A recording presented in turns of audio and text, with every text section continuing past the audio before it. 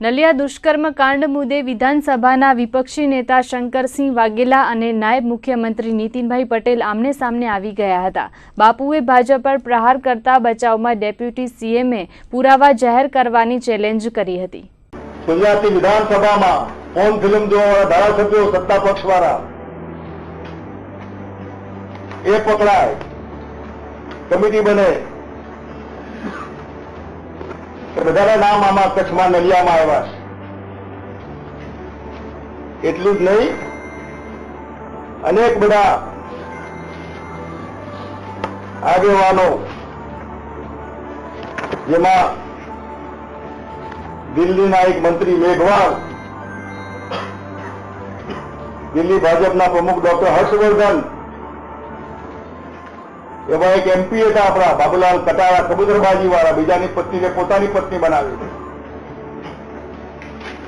પોતાના પક્ષના પ્રચારક એવા સંજય જોશીની સીડી બનાવી, બીજેપીમાં એમની આબરૂ કાઢવા માટે સીડીની વહેંચણી કરાય, વસ્ત્રાહરણ જાતે પોતાના, લલિત મોદીને રાજસ્થાનમાં આશરો અપાય। હું એમના શબ્દોને અહીંયા મૂકવા માંગતો નથી, પણ જે રીતે એમણે શબ્દો વાપર્યા છે એ ગુજરાતની પરંપરાને, ગુજરાતની સંસ્કૃતિને અને ગુજરાતના વિરોધ પક્ષના નેતા તરીકેના હોદ્દાને સહેજ પણ શોભે એવા નથી। એ શબ્દોને હું અને અમારી સરકાર કડક રીતે વખોડી કાઢીએ છીએ। તેઓએ એમ કહ્યું છે કે મારી પાસે અમુક બનાવોની સીડી છે, હું જાહેર કરીશ તો ભૂકંપ થઈ જશે, એ પ્રમાણેનું લગભગ એમણે નિવેદન કર્યું છે।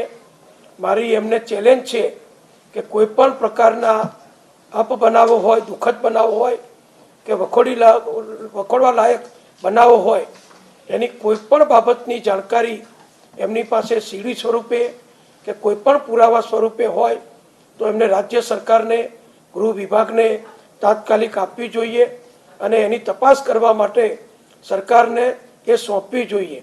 મારી પાસે અમુક લોકોના પુરાવા છે એવી ગર્ભિત રીતે વાત કરવી એ યોગ્ય નથી।